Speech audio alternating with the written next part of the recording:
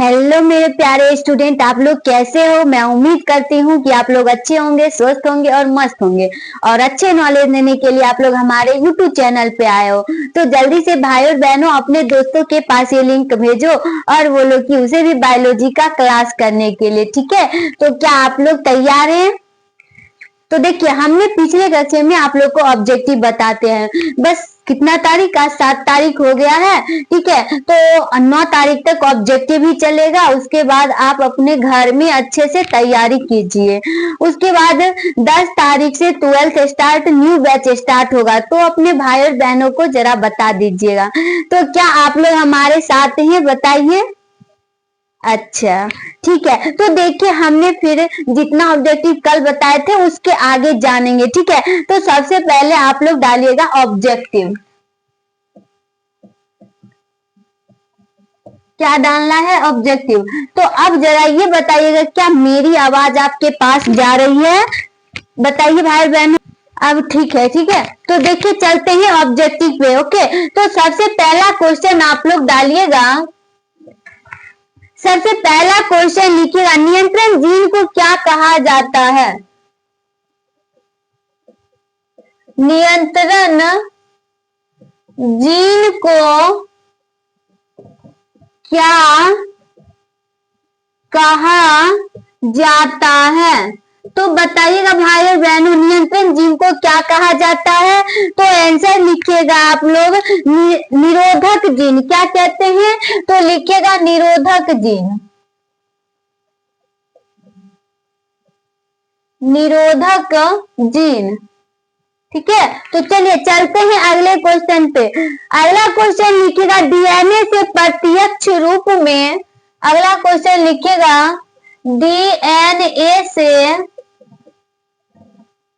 प्रत्यक्ष रूप में। डीएनए से प्रत्यक्ष रूप में संश्लेषण नहीं किया जा सकता। रूप में संश्लेषण नहीं किया जा सकता। नहीं किया जा सकता। तो बताइए भाई बहनों, क्या होगा इसका? तो देखिए मैं ऑप्शन देती हूँ। फर्स्ट में लिखिएगा mRNA, लिखिएगा ए में लिखिएगा mRNA,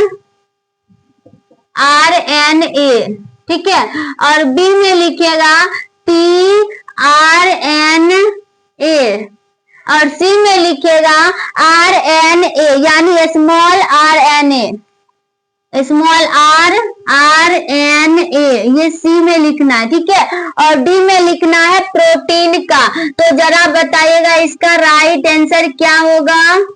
डी में है प्रोटीन का। तो देखिए क्वेश्चन क्या कह रहा है, डीएनए से प्रत्यक्ष रूप में संश्लेषण नहीं किया जा सकता। तो क्या होगा? mRNA, tRNA और rRNA यानी स्मॉल rRNA। ठीक है, RNA, कंफ्यूज हो जाता। और डी में लिखना है प्रोटीन का। तो जरा बताइएगा आप लोग भाई बहनों, क्या आंसर होगा इसका? तो देखिए इसका राइट आंसर होगा प्रोटीन का। किसका होता है?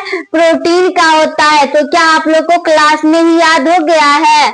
फिर से देखिए, नियंत्रण जीन को क्या कहा जाता है? तो निरोधक जीन कहा जाता है। डीएनए से प्रत्यक्ष रूप में संश्लेषण नहीं किया जा सकता है। तो किसका नहीं किया जाता है?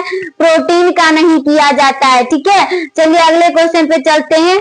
देख लेती हूँ, आप लोग को दिखाई दे रही है ना? कोई दिक्कत भी नहीं है? तो चलिए चलते हैं अगले क्वेश्चन पे। नहीं लिखिएगा, विभिन्नता का अंतिम स्रोत है। तीसरा लिखिएगा, विभिन्नता का अंतिम स्रोत है। तो बताइएगा विभिन्नता का अंतिम स्रोत क्या होता है? तो आंसर लिखिएगा उत्परिवर्तन। क्या होता है? उत्परिवर्तन। ठीक है, कोई दिक्कत? चलिए नेक्स्ट क्वेश्चन पे चलते हैं। लिखिएगा, जीवन की रासायनिक उत्पत्ति का, जीवन की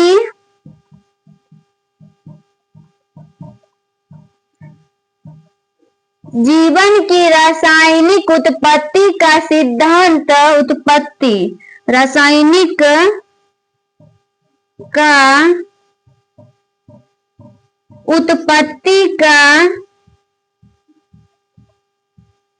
सिद्धांत द्वारा, ठीक है, उत्पत्ति रासायनिक उत्पत्ति का सिद्धांत द्वारा बताया गया है, सिद्धांत द्वारा बताया गया है। तो बताइएगा क्या बताया गया था, तो आंसर लिखिएगा ओपेरिन व हॉल्डेन।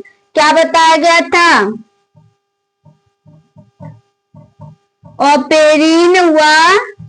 ओपेरिन व हॉल्डेन, ठीक है।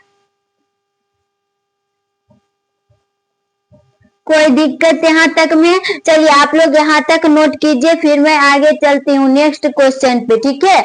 यहाँ तक में कोई दिक्कत आप लोग को? अगर दिक्कत है तो बताइए, और नहीं दिक्कत है तो खैर कोई बात ही नहीं। पर हाँ, मेरे क्लास में नए अंदाज में आना है। हम बार बार बताते हैं टेंशन लेके नहीं आना है।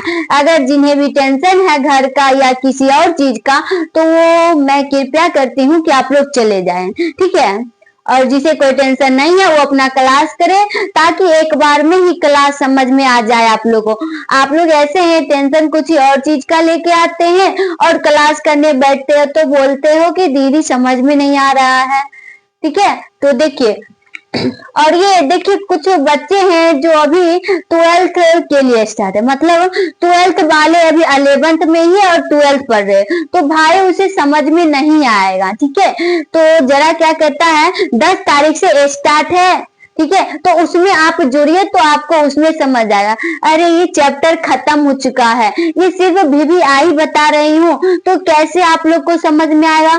जो चैप्टर पढ़े होंगे उसी को ना समझ में आएगा। है 11th में, आ गया 12th में, उसमें भी लास्ट का क्वेश्चन सिर्फ देख रहा है, तो क्या समझ में आ जाएगा? नहीं ना।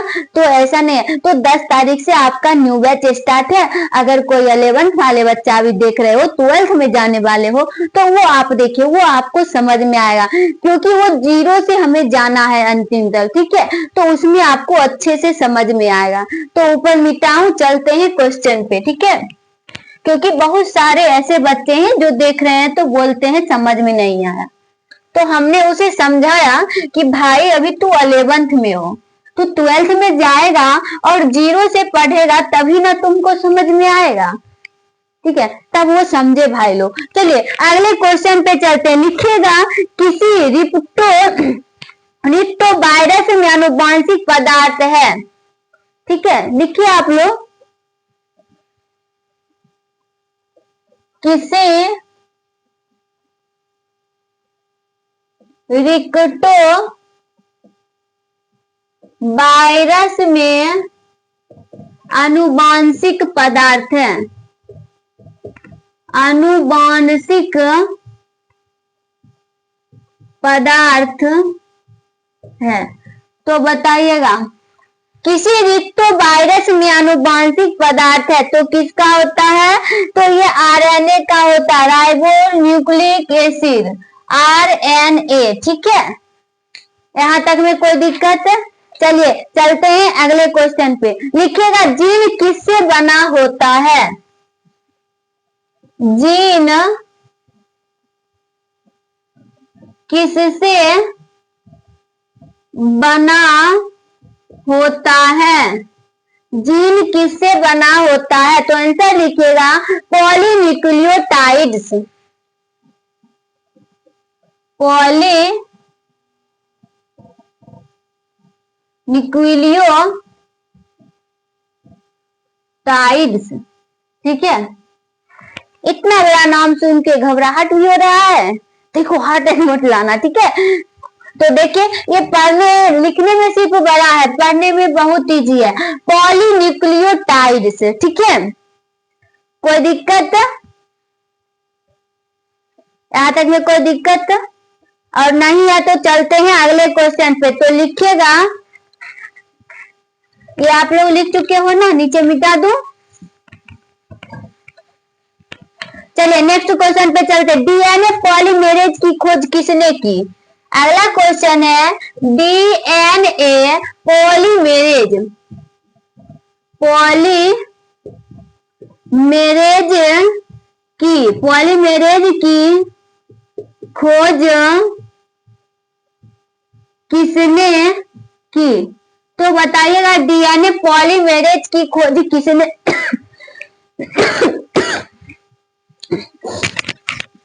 किसने किया था? सही है, कॉनवर्ग ने। सही है,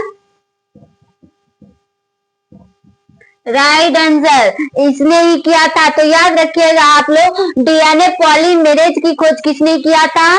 कॉनवर्ग ने। ठीक है, अगला क्वेश्चन लिखिएगा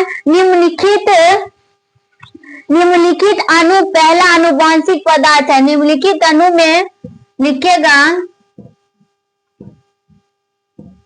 निम्नलिखित अणु में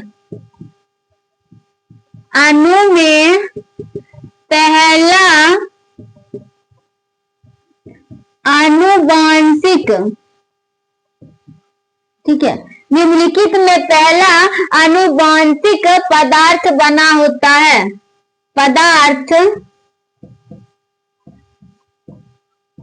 बना है, तो बताइएगा किस चीज से? तो ऑप्शन लिखिएगा, ए में लिखिएगा डीएनए, बी में लिखिएगा आरएनए, सी में लिखिएगा प्रोटीन और डी में लिखिएगा सभी। तो बताइएगा इसका राइट आंसर क्या होगा? क्या बोला जाता है?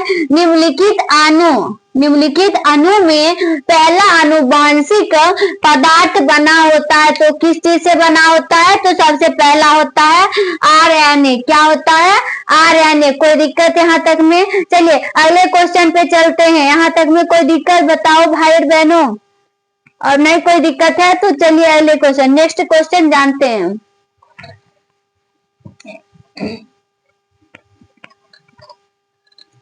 दिक्कत हो ना तो बता दिया करो, नहीं तो तुम्हारे मन के बात तो हम जान नहीं सकते हैं। ठीक है, चलिए अगले क्वेश्चन लिखिए। एक डीएनए अणु में एडेनिन एवं थायमिन, एक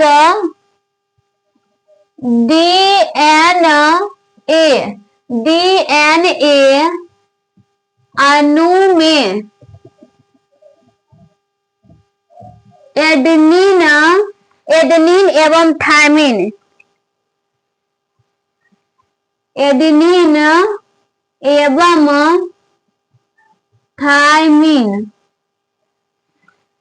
एवं थायमिन के मध्य उपस्थित हाइड्रोजन बंधों की थायमिन के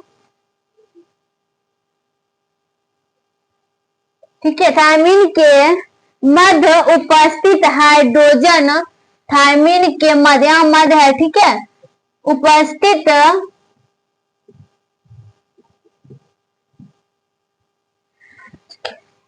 के मध्य हाइड्रोजन बंधों की संख्या है। हाइड्रोजन बंधों की संख्या है, तो कितनी होती है संख्या इसकी? बताइए क्या है? एक डीएनए अणु में एडेनिन एवं थायमिन के मध्य उपस्थित हाइड्रोजन बंधों की संख्या कितनी होती है?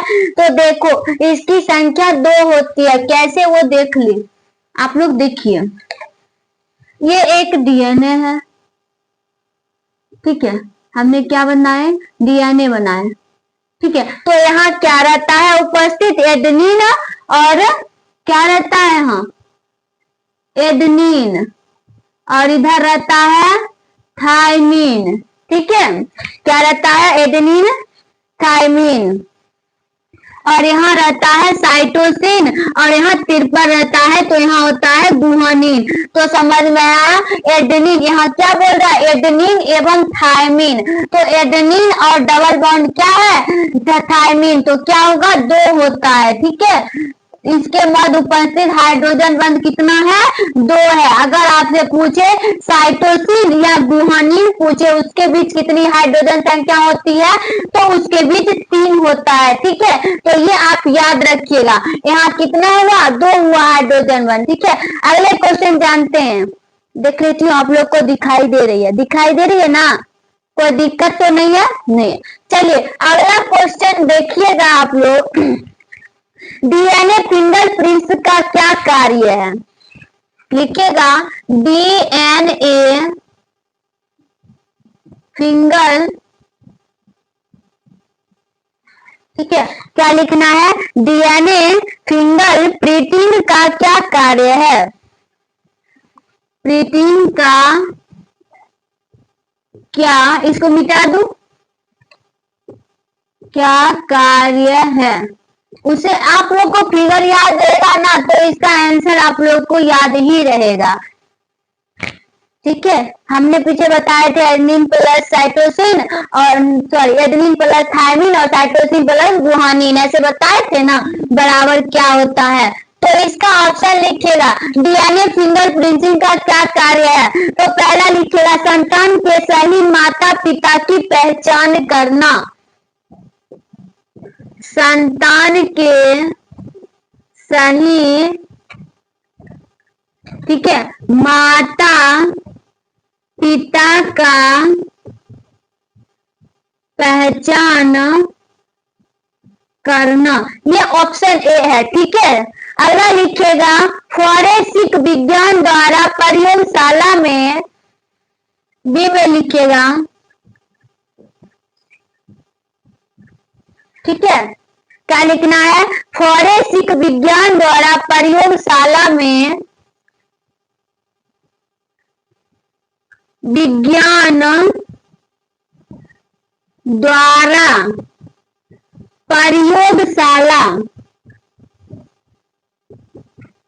प्रयोगशाला में, ठीक है, प्रयोगशाला में अपराधियों की पहचान करना, अपराधियों की पहचान करना, ये हुआ आपका बी। अब सी में लिखिएगा संदिग्ध माता पिता की जानकारी प्राप्त करना। ठीक है, क्या लिखना है? संदिग्ध, संदिग्ध लिखना है। क्या लिखना है? संदिग्ध माता पिता की जानकारी प्राप्त करना। संदिग्ध माता पिता की जानकारी प्राप्त करना। ठीक है, कोई दिक्कत यहां तक में? अगला लिखिएगा डी में लिखिएगा इनमें से सभी, इनमें से सभी। तो इसका आंसर बताइएगा आप लोग क्या होगा। इसके लिए हम सब चीज का प्रयोग करते हैं। किसके? डीएनए फिंगर प्रिंटिंग का कार्य के लिए संतान के सही माता पिता का पहचान होना चाहिए। आप लोग कार्य में लिखे होंगे फिंगरप्रिंट विज्ञान द्वारा प्रयोगशाला में अपराधियों की पहचान करते हैं। संदिग्ध माता पिता की जानकारी प्राप्त करना, यानी इनमें से सभी। तो इसका राइट आंसर क्या होगा? डी, इनमें से सभी।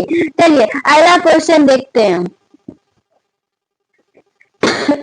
उत्तर मिटाऊं,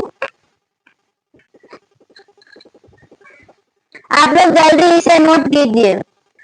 देखिएगा अगला क्वेश्चन, लेकोपेरॉन में कितने संरचनात्मक जीन पाए जाते हैं?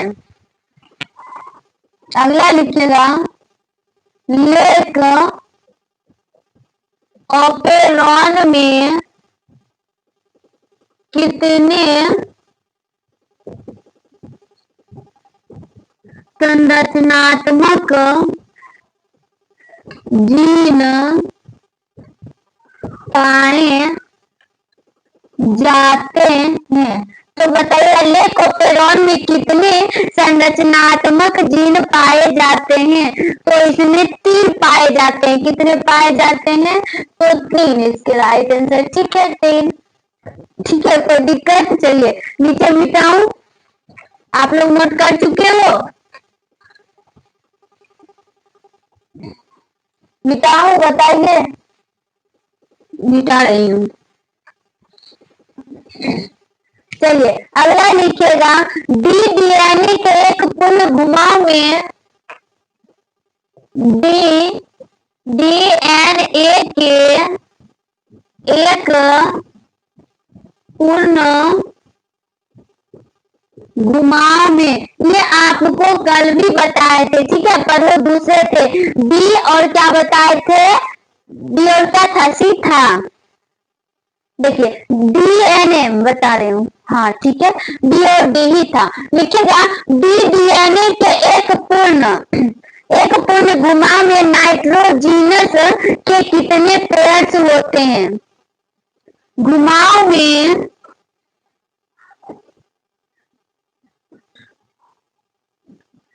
नाइट्रोजीनस, ठीक है, नाइट्रोजीनस के कितने पेयर्स होते हैं, कितने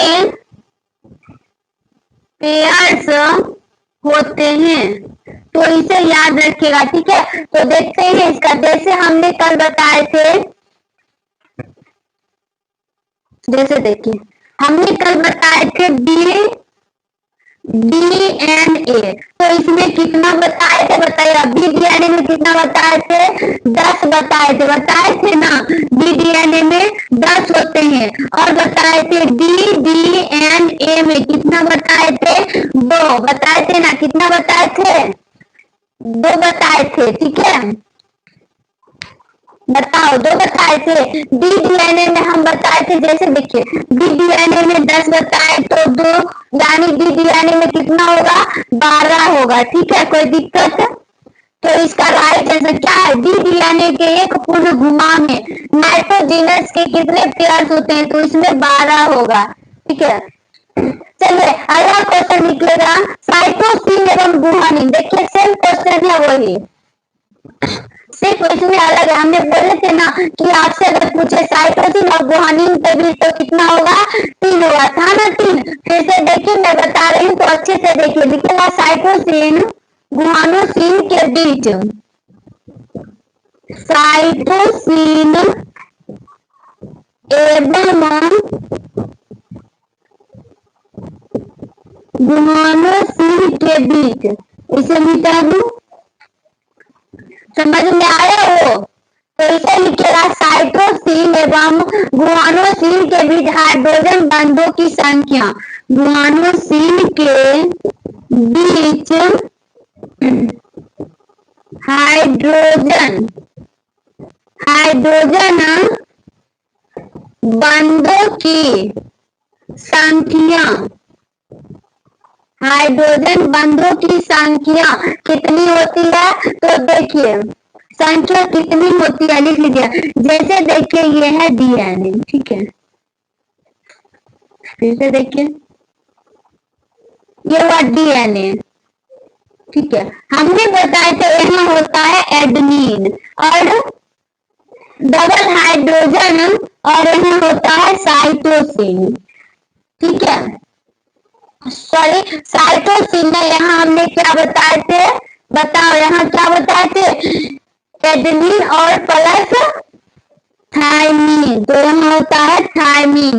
अब देखिए इसके जस्ट नीचे होता है साइटोसिन और ट्रिपल बाउंड क्या होता है, गुआनिन, तो यहाँ कितना बाउंड आया, ट्रिपल बाउंड आया, तो इसका राइट आंसर क्या होगा, 3 होगा। क्या है, साइटोसिन एवं गुआनिन के बीच हाइड्रोजन बंधों की संख्या कितनी होती है, तो कितना होगा, 3 होगा। तो इस बात को आप ध्यान रखिएगा, हम डीएनए बनाएंगे तो एडेनिन डबल बाउंड यानी डबल हाइड्रोजन थायमीन होता है, ठीक है, और साइटोसिन ट्रिपल हाइड्रोजन क्या होता है, वो गुआनिन होता है। तो इस बात को याद रखिएगा, तो आपको ये क्वेश्चन खुद से बन जाएगा, ठीक है। तो चलते हैं नेक्स्ट क्वेश्चन पे, यहाँ तक में कोई दिक्कत नहीं है। चलिए अगला देखिएगा, मानव के निम्नलिखित गुणसूत्रों में, लिखेगा मानव के निम्नलिखित गुणसूत्रों में, ठीक है, मानव के निम्नलिखित गुणसूत्रों में जीन की संख्या सर्वाधिक होती है, गुणसूत्रों में जिनकी संख्या जिनकी संख्या सर्वाधिक सर्वाधिक होती है, ठीक है, होती है। तो ऑप्शन देखिएगा आप लोग, दिखाई देने में कोई प्रॉब्लम नहीं है। तो ऑप्शन देखिएगा, लिखेगा गुणसूत्र फर्स्ट, ए में लिखेगा गुणसूत्र फर्स्ट, बी में लिखेगा गुणसूत्र एक्स, ठीक है, क्या लिखना है, एक्स, और सी में लिखेगा गुणसूत्र वाई, ठीक है, और डी में लिखिएगा गुणसूत्र 22, गुणसूत्र 22। तो इसका राइट आंसर बताइएगा क्या होगा। तो क्या है, मानव के निम्नलिखित गुणसूत्रों में जिनकी संख्या सर्वाधिक होती है तो कितनी होती है, गुणसूत्र 1 यानी फर्स्ट, ठीक है। अगला क्वेश्चन लिखिएगा, फिलोसिक जूलॉजिकल पुस्तक किसने लिखी। चलिए अगला चैप्टर पे आ गए हैं।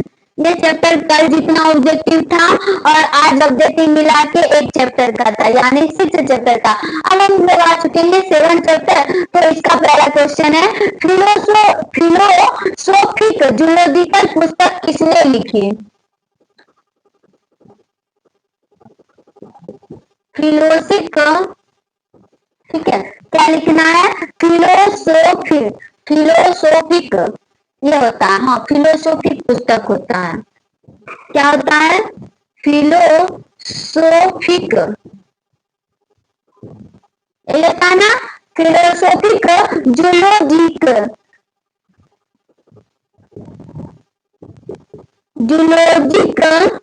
पुस्तक,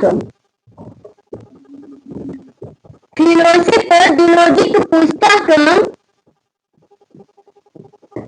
ठीक है, किसने लिखी। तो जरा बताया किसने लिखी। तो ए में डालिएगा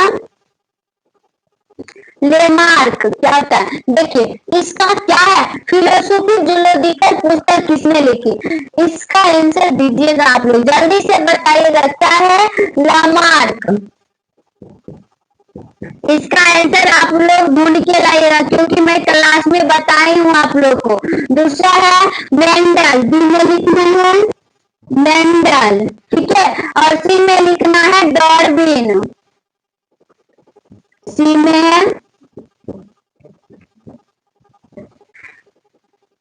ठीक है, डार्विन। अगला लिखेगा डार्विन ना होगा, और बी में लिखेगा ह्यूगो डेवरिस, ह्यूगो। तो इसका आंसर आप लोग हमें कमेंट में बताइएगा, ठीक है, ह्यूगो डेवरिस, क्योंकि बहुत इजी है और ये आप लोग पढ़ चुके हो, तो याद आप लोग को नहीं है, नहीं है तो सोच के बताओ, ठीक है। चलिए तब मैं नेक्स्ट क्वेश्चन देखते हूँ। लिखेगा तितली एवं पक्षी के पंख हैं, तितली एवं पक्षी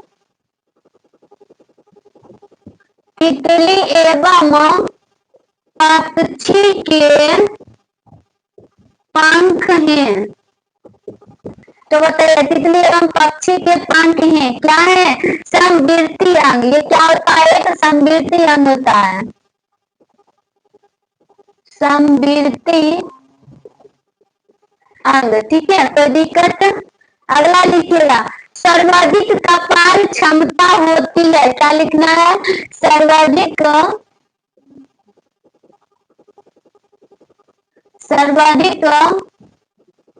कपाल, ठीक है, सर्वाधिक कपाल क्षमता होती है। बताइए आप लोग, होती है। तो इसका आंसर दीजिए आप लोग, बताइए किसका होता है, जावा मानव की, किसका होता है, जावा मानव की, जब हम पढ़ रहे थे जावा मानव रामा पीटी कैसे सब पढ़ रहे थे तो देखे थे ना। तो क्या है, सर्वाधिक कपाल क्षमता होती है किसका, जावा मानव की, यानी कितनी होती है 900 क्यूबिक। ठीक है, कितना होती है 900 क्यूबिक। सीसी मतलब होता है क्यूबिक। अगला लिखिएगा, निम्नलिखित में संयोजन करी है।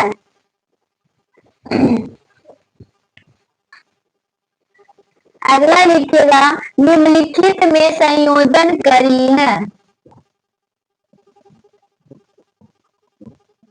निम्नलिखित में संयोजन करी है, तो बताइए निम्नलिखित में संयोजन करी। ऑप्शन देखिएगा, फर्स्ट में एकीडना, ए में लिखिएगा, ठीक है, ए में लिखिएगा एकीडना, बी में लिखिएगा पेरीपेप्टस, बी में है पेरीपेप्टस, ठीक है। सी में लिखिएगा प्रोटोप्लेटम, पटेरम, प्लोटोपटेरम है, प्रोटोपटेरम,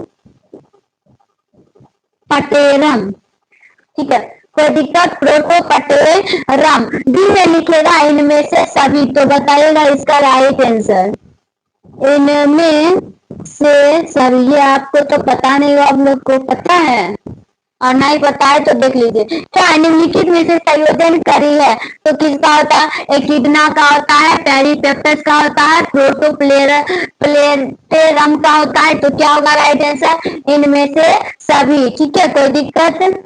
चलिए अगला क्वेश्चन देखिएगा, लिखिएगा मनुष्य में पाए जाने वाले अवशेषी अंग। मनुष्य में पाए जाने वाले अवशेषी अंग, मनुष्य में पाए जाने वाले अवशेषी अंग है, तो बताइएगा क्या है। ऑप्शन देखिएगा, ऑप्शन में देखिएगा कर्ण पेशियां, ए में लिखिएगा कर्ण पेशियां,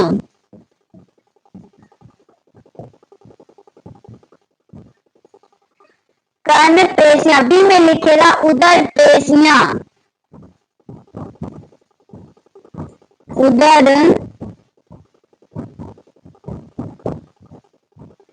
उदर पेशियां, सी में लिखिएगा खोपड़ी का पेशियां, खोपड़ी का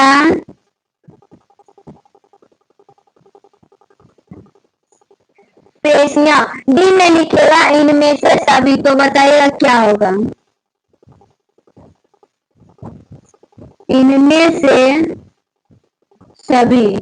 तो इसका राइट आंसर बताइएगा क्या होगा भाई बहनों। तो देखिए इसका राइट आंसर होगा इनमें से सभी, यानी कर्ण पेशियां, उदर पेशियां और खोपड़ी का पेशियां, ठीक है। चलते हैं नेक्स्ट क्वेश्चन पे, यहाँ तक आप लोग नोट कीजिए, यहाँ तक आप लोग नोट करते रहिए भाई।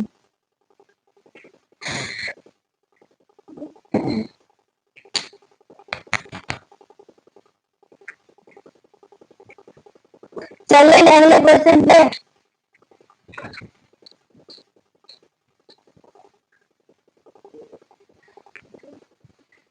चलिए यहाँ तक में कोई दिक्कत नहीं है ना, नहीं है, तो चलते हैं अगले क्वेश्चन पे। लिखेगा मोसोजाइक युग है, मोसोजाइक युग है, मोसोजाइक